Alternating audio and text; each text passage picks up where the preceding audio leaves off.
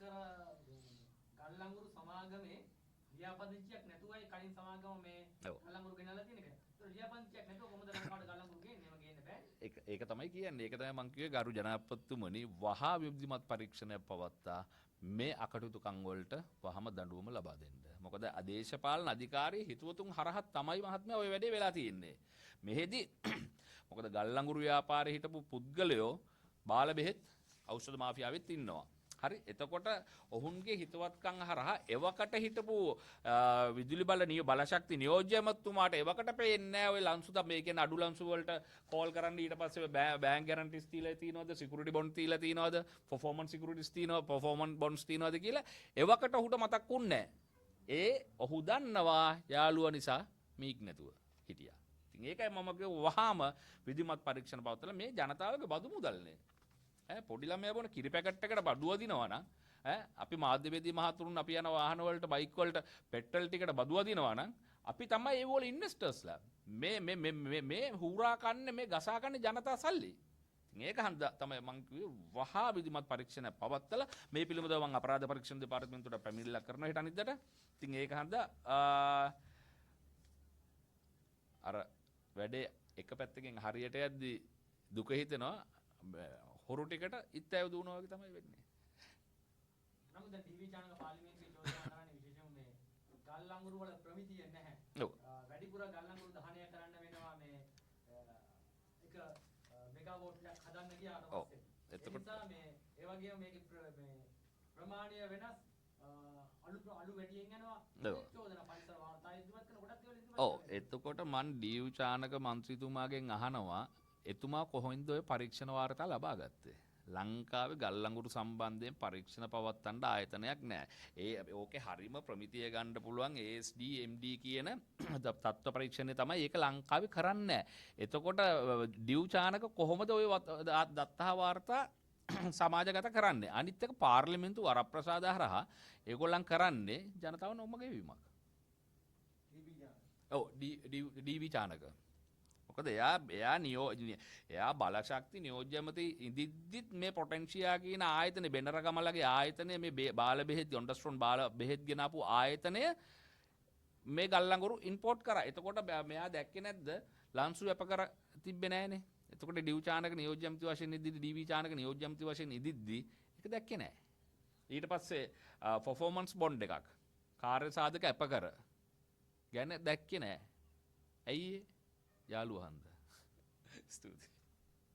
දැන් මේ රාජපක්ෂලාට තව චෝදනාවක් දිගටම තිබුණා මේ සුප්‍රීම් සෙට් චන්ද්‍රිකා වීමේදී යෝෂිත රාජපක්ෂගේ ඉචිගේ රොපෝට් එක ගැන කතා කරනකොට ඒකත් ගල්ලංගු සම්බන්ධයක් තිබුණා කියලා අර සමාජ මාධ්‍ය කතා කරා. ඔව් මොකද ඒවත් එක්ක මේක සම්බන්ධයි. ඔය එක චේන් එකනේ. මොකද පාසලේ මිතුරෙක් තමයි බෙනරගම කියලා කියන්නේ. ගිහාන බෙනරගම කියන්නේ.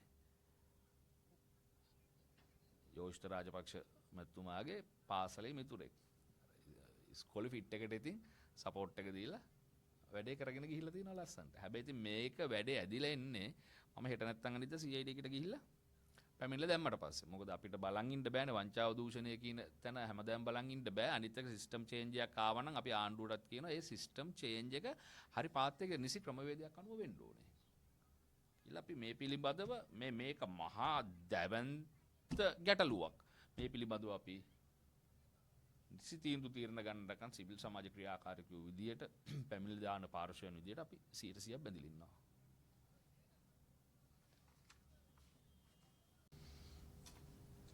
අයිබෝවන් මම හර්ෂණ රුක්ෂාන් විදායක සභික සිවිල් බුද්ධි පෙරමුණ ස්තුතිවන්ත වෙනවා ආදරණීය ගෞරවනීය මාධ්‍ය මහතුරුන් සිල් දෙනා වෙත මාධ්‍යාවරණ ලබා දීම සම්බන්ධයෙන්. ඇත්ත වශයෙන්ම දැන් දිගින් දිගට මේ සති දෙකක් තුනක් තිස්සේ කතිකාවතක් එනවා ගල්ලංගුරු සම්බන්ධයෙන්. මේ ගල්ලංගුරු සම්බන්ධයෙන් 2022 හිටපු බලශක්ති නියෝජ්‍ය ඇමතුමා ඩීවී චානක මැතිතුමා දිගින් දිගටම අහන්නගනවා. එතකොට මම පොඩි විස්තරයක් මම දැන් හෙලි කරනවාද? ඩීවී චානක මහත්මයාගේ පරිපාලනය කරද්දී නියෝජ්‍ය ඇමති වෙලා ඉඳිද්දී කවුද ගල්ලංගුරු ආනයනය කරේ? පොටෙන්ෂියා නැමැති ආයතනය. පොටෙන්ෂියා නැමැති ආයතනයේ අධ්‍යක්ෂකවරු විදියට අපි දන්නවා ලැබෙන තොරතුරු එක ගිහාන් බෙනරගම. ඔය නම ආපු ගමන් තව පැත්තකින් එනවා එයාට විරුද්ධව තව දෙයක්. මොනවාද? බාල බෙහෙත් ඔන් ද ස්ට්‍රෝන් බෙහෙත් ආනයනය කරපු කට්ටිය 6-7 දෙනෙක් රටේ ජනතාව මේ බාල බෙහෙත නිසා මිය ගිහිල්ලා තියෙනවා. එතකොට ගල්ලංගුරු මාෆියාව යහමින් කරගෙන යන්න ඩීවී චානක එදා රාජපක්ෂ රජීමයත් එක්ක එකතු වෙලා මේ බෙන්රගමලට දුන්නා. මොකද බෙන්රගමල කියන්නේ මම අපිට ලැබෙන තොරතුරුත් එක්ක ගල්කිසි සාන්ත තෝමස් විද්‍යාලය. එතකොට ඔහු ළඟම හිතවතෙක් වෙනවා යෝෂිත රාජපක්ෂ මහත්මයාගේ. ඒ කියන්නේ බෙනරගමලා ගල්ලංගුරු ගෙනාවේ රාජපක්ෂ රජීමේ පූර්ණ අනුග්‍රහය, පූර්ණ අනුමැතිය, පූර්ණ ආශිර්වාදය ඇතුළත. එතකොට මේ ප්‍රොටෙන්ෂියා නැමැති ගල්ලංගුරු ආනයනය කරන ආයතනය ගල්ලංගුරු සමාගමේ ලියාපදිංචිද? නැත. එතකොට නියෝජ්‍ය ඇමතුමා එවකට මෙව්වා දැක්කාද? නෑ. දැක්කා යාළුවෝ නිසා නිහඬ මුනිවෙතක් අනුගමනය කරා කියලා අපිට පැහැදිලිව විශ්වාස කරන්න පුළුවන්. එතකොට මේ ප්‍රොඩෙන්ෂියා ආයතනය ලන්සු අප කර තියෙනවද? නෑ. මේ ක්‍රියාපටිපාටි සියල්ලම ඩීවී චානක දැක්කේ නැද්ද එදා? නාමල් රාජපක්ෂලා දැන් කතා කරනවා ගල්ලංගුරු බාලයි කියලා. එතකොට හරියට ප්‍රොකියුමන්ට් පාර්ට් එකක්වත් වෙලා තියලා නැති ආයතනයකට තමයි මේගොල්ලන්ගේ පාලන සමයේදී දුන්නේ ගල්ලංගුරු ගේන්න. එතකොට 2022 මෙට්‍රික් ටොන් මිලියන 4.5ක් ගෙන්නනවා ගල්ලංගුරු. ඒ ගෙන්නන්නේ ඩුබායි වලින් බ්ලැක් සෑන්ඩ්ස් කියන ආයතනයෙන්. එතකොට ඒ දුන්න ක්‍රියාපටිපාටිය හරිදද? නෑ. මොකද ගල්ලංගුරු සමාගමේ ලියාපදිංචියක් නැති, බැංකුව අප කර තියලා නැති, බිග් සිකියුරිටි තියලා නැති, කාර්ය සාධන අප කර තියලා නැති, ඊට පස්සේ ගල්ලංගුරු සමාගමේ ලියාපදිංචි නැති ආයතනයකට ගල්ලංගුරු ආනයනය කරන්න පුළුවන්ද? බෑ. අනිත් එක දැන් මේ ඉන්න මේ රාජපක්ෂලගේ හෙන්චයියෝ ටික දැන් කියනවා මේ ගෙනාපු ගල්ලංගුරු බාලයි කියලා. ලංකාවේ නිවැරදි ක්‍රම මගින් රසායනාගාර පරීක්ෂණයක් පවත්වන්න ASDMA ප්‍රමිතියට අනුකූල රසායනාගාර නැහැ. එතකොට දැන් මේ බාල ගල්ලංගුරු ප්‍රමිතියකට නැති ගල්ලංගුරු කියලා මුන් කියන්නේ කොහොමද? එහෙනම් කලින් ආනයනය කරුවන් ඔය ප්‍රොටෙන්ෂියා නැමැති ආයතනය ආනයනය කරද්දී ඩීවී චානකල දන්නව එහෙනම් ගේන්නේ බාල ගල්ලංගුරු කියලා. ඒකයි සද්ද නැතුව හිටියේ තමන්ගේ ගජමිතුරන්ට වැඩේ කරගන්න දෙන්න. හැබැයි ඩීවී චානක මන්ත්‍රීතුමාට අපි කියනවා ඔබතුමා එදා නුහෙන මුනුවෙතක් අනුගමනය කරා. නමුත් දැන් මේ රජය යටතේ ආනයනය කරන ගල්ලංගුරු නිසි ප්‍රමිතියට නිසි ලන්සු තබල මම දැක්කා ඊයේ ගරු බලශක්ති අමාත්‍යතුමා කියනවා විපක්ෂ නායකතුමා ඇහුවාම කියනවා මේ ටෙන්ඩර් පටිපාටි අපි සියල්ලම එලි දක්වන්නම් යා. ප්‍රශ්නයක් නැහැ. ජාත්‍යන්තර මට්ටමේ කරපු ගල්ලංගුරු පරීක්ෂණ වාර්තා සියල්ලම තියෙනවා.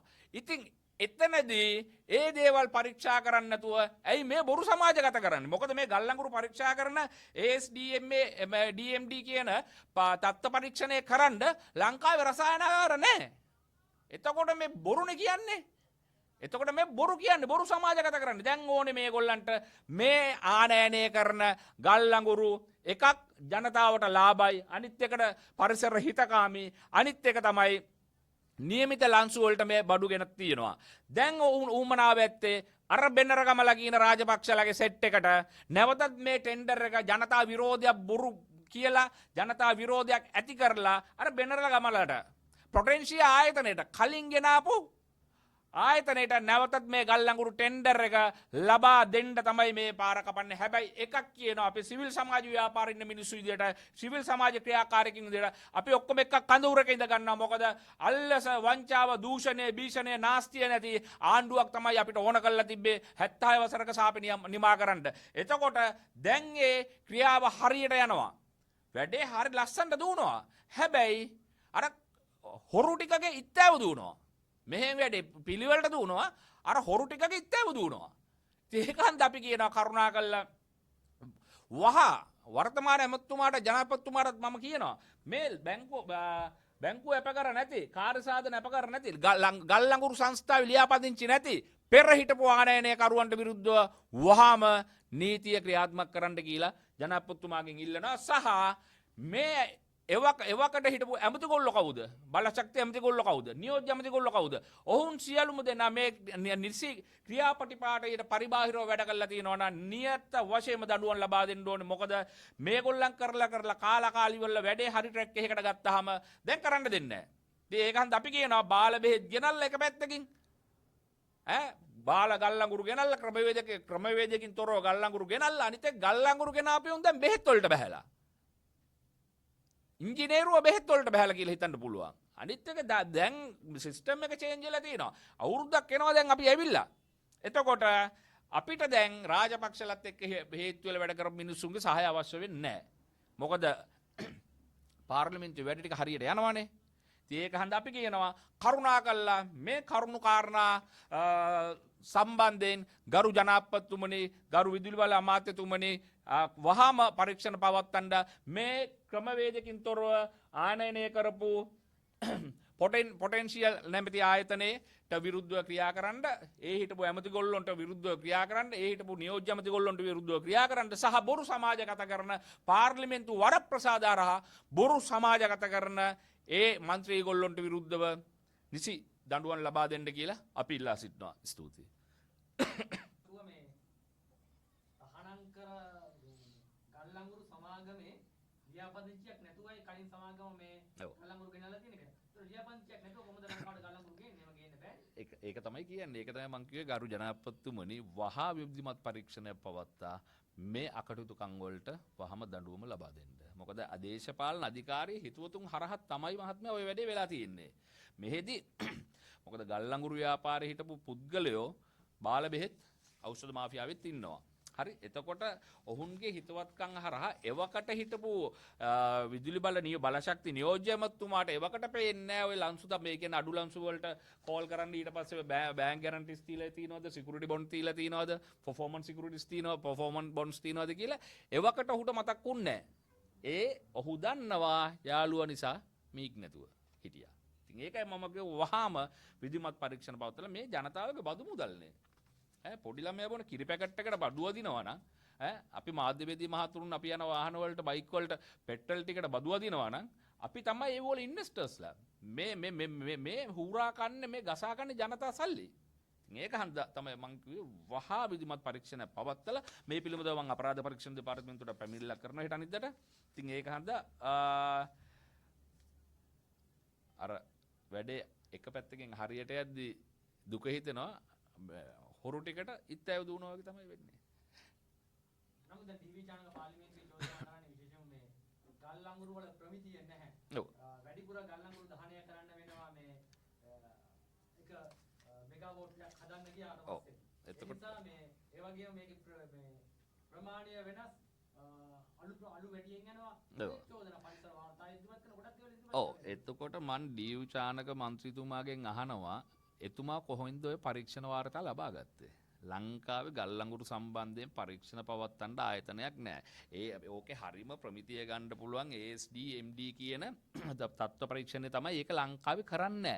එතකොට ඩීව් චානක කොහොමද ඔය දත්තා වාර්තා සමාජගත කරන්නේ? අනිත් එක පාර්ලිමේන්තු වරප්‍රසාද හරහා ඒගොල්ලන් කරන්නේ ජනතාව නොම ගෙවීමක්. ඔව් ඩීවී චානක මොකද එයා බලශක්ති නියෝජ්‍යමති ඉදිද්දිත් මේ පොටෙන්ෂියා කියන ආයතනේ බෙනරගමලගේ ආයතනය මේ බාල බෙහෙත් යොන්ඩස්ට්‍රෝන් බාල බෙහෙත් ගෙනාපු ආයතනය මේ ගල්ලංගුරු ඉම්පෝට් කරා. එතකොට මෙයා දැක්කේ නැද්ද ලන්සු වැප කර තිබ්බේ නැහනේ. එතකොට ඩීව් චානක නියෝජ්‍යමති වශයෙන් ඉදිද්දි ඩීවී චානක නියෝජ්‍යමති වශයෙන් ඉදිද්දි ඒක දැක්කේ නැහැ. ඊට පස්සේ පර්ෆෝමන්ස් බොන්ඩ් එකක් කාර්ය සාධක අප කර ගැන දැක්කේ නැහැ. ඇයි ඒ? යාළුවහන්ද. ස්තුතියි. දැන් මේ රාජපක්ෂලාට තව චෝදනාවක් දිගටම කියනවා මේ අර සුප්‍රීම සැට් චන්ද්‍රිකාවේ විහිමෙලි යෝෂිත රාජපක්ෂගේ ඉචිගේ රොපොට් එක ගැන කතා කරනකොට ඒකත් ගල්ලංගුරු සම්බන්ධයක් තිබුණා කියලා අර සමාජ මාධ්‍ය කතා කරනවා. ඔව් මොකද ඒවත් එක්ක මේක සම්බන්ධයිද? ඔය එක චේන් එකනේ. මොකද පාසලේ මිතුරෙක් තමයි බෙනරගම කියලා කියන්නේ. ගිහාන බෙනරගම කියන්නේ. යෝෂ්ඨ රාජපක්ෂ මැතිතුමාගේ පාසලේ මිතුරෙක්. ඉස්කෝලේ ෆිට් එකට ඉතින් සපෝට් එක දීලා වැඩේ කරගෙන ගිහිල්ලා තියෙනවා ලස්සනට. හැබැයි ඉතින් මේක වැඩේ ඇදිලා එන්නේ මම හෙට නැත්තම් අනිද්දා CID එකට ගිහිල්ලා පැමිණිලා දැම්මට පස්සේ. මොකද අපිට බලන් ඉන්න බෑනේ වංචාව දූෂණය කියන තැන හැමදාම බලන් ඉන්න බෑ. අනිත් එක සිස්ටම් චේන්ජ් එකක් ආවනම් අපි ආණ්ඩුවටත් කියනවා ඒ සිස්ටම් චේන්ජ් එක හරි පාත් එක නිසි ක්‍රමවේදයක් අනුව වෙන්න ඕනේ. කියලා අපි මේ පිළිබඳව මේක මහා දැවැන්ත ගැටලුවක්. මේ පිළිබඳව අපි නිසි තීන්දුව తీරන ගන්නකන් සිවිල් සමාජ ක්‍රියාකාරීකයෝ විදියට පැමිණිලි දාන පාර්ශවයන් විදියට අපි 100% බැඳිලා ඉන්නවා.